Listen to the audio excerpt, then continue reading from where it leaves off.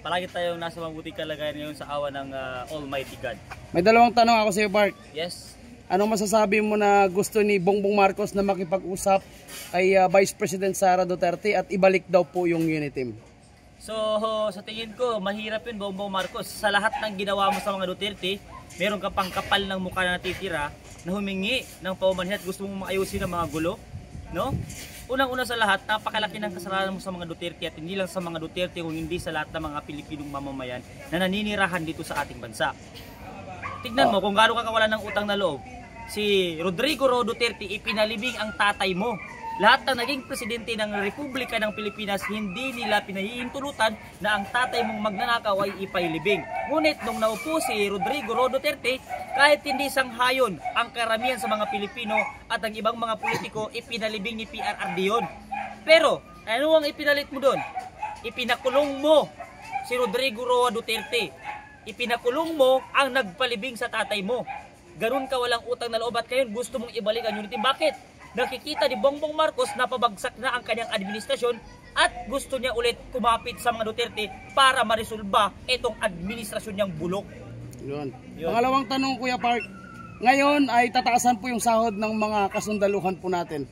Sa panahon kung saan ay may mga ugong-ugong ng kodita o military junta ngayon sa hanay ng mga kasundaluhan against kay Bongbong Marcos. Palagay mo, ito po ba ay parang panunuhol para kumalma ang kasundaluhan, yes, yung pagtaas ng sahod? Sa aking paningin, yun ay panunuhol ni Bongbong Marcos para hindi makagalaw ang mga kapulisan at kasundaluhan.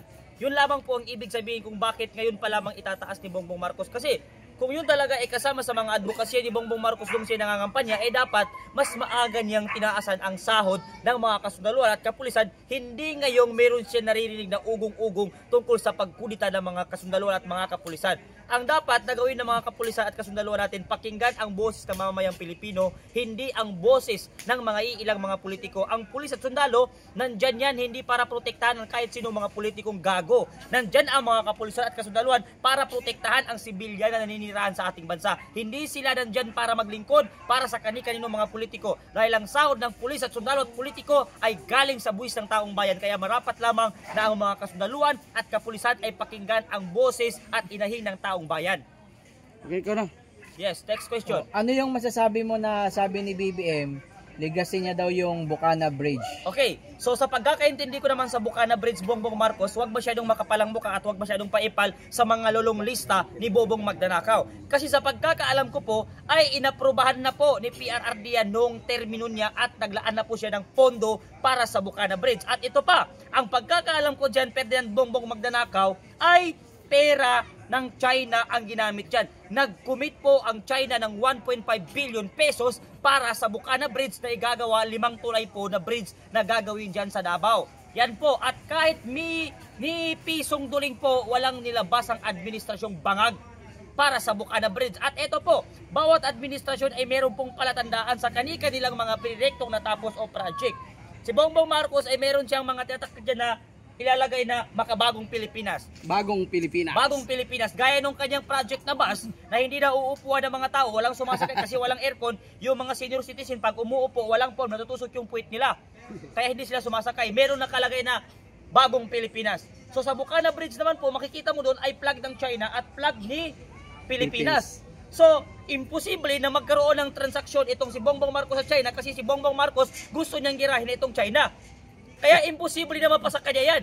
So pag merong China dyan at merong Pilipinas, ibig sabihin automatic na yan ay advokasya at project ng dating administrasyon na si Rodrigo Roa Duterte. Huwag masyadong paipal Bongbong Marcos kasi wala ka pa pong nagagawa na proyekto sa ating bansa. Puro mo lang kinikredit itong mga proyekto ng dating administrasyon. 2018, sinabi na ni Vice President Sara Duterte yan Noong president pa siya daw, di ba? Kinuwento niya, naawa sa kanya ang kanyang tatay dahil siya ang mayor ng Davao. At itong mga bridge sa Davao hindi nagagawa kahit may budget na.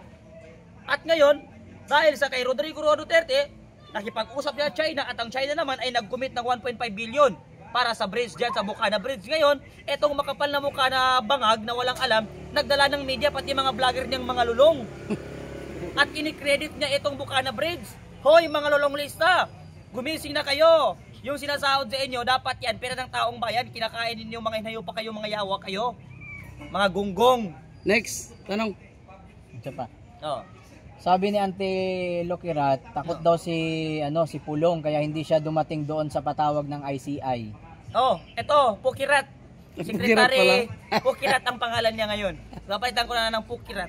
Okay, Pukirat, hindi takot yang si Pulong Duterte. Hindi yan siya takot yan sa ICI. Kaya lang siya hindi sumipot sa patawag ng ICI. Eh, ikaw ba naman?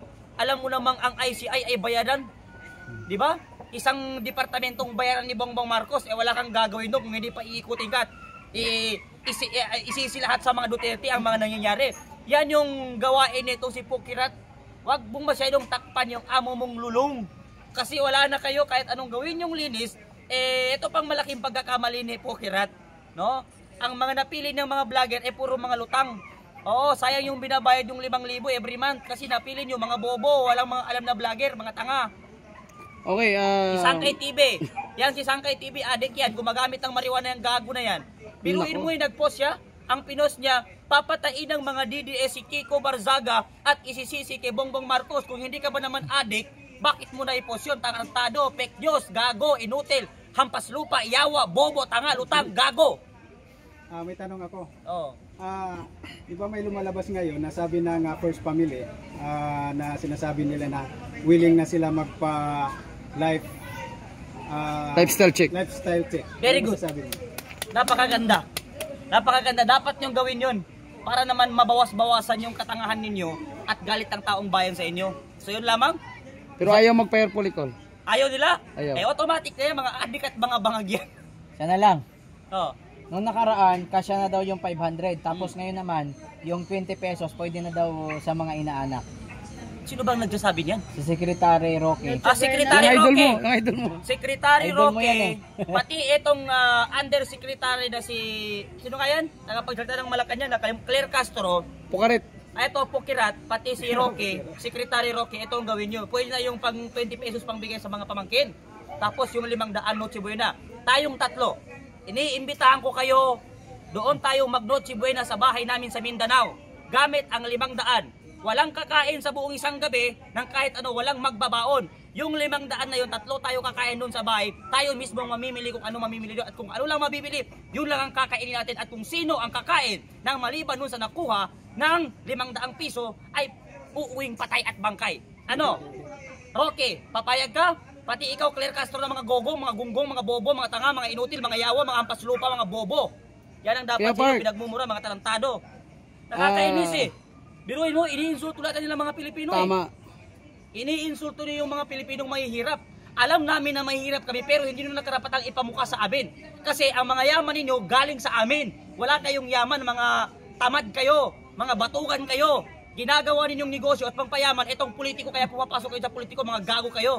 Kuya Bart, hanggang kailan ka lalaban para sa... Natatad sila na. Hanggang buhay ako! Okay pa ba? Kaya pa ba? Kaya ko. Hanggang buhay ako, lalaban ako para sa bayan. At ito ang mensahe ko sa inyo. Na sinasabing makukulong ka, mamamatay ka, sabi ng mga lolong lista. Tandaan ninyo mga lolong lista.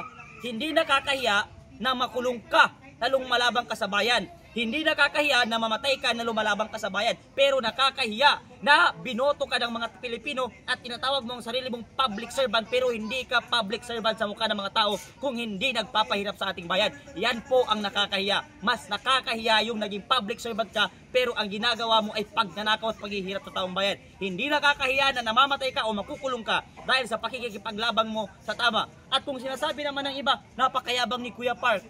Aba, kung pagiging mayabang pala ang pagsasabi ng tama, sana habang buhay na akong magiging mayabang. May sabi ko lamang at may parating ko lamang sa mga Pilipino ang katarantaduhan na ginagawa ng bawat politiko nandito sa ating bansa. Yun lamang po. Maraming Salamat Kuya Bart. Maraming salamat. Thank you. Thank you.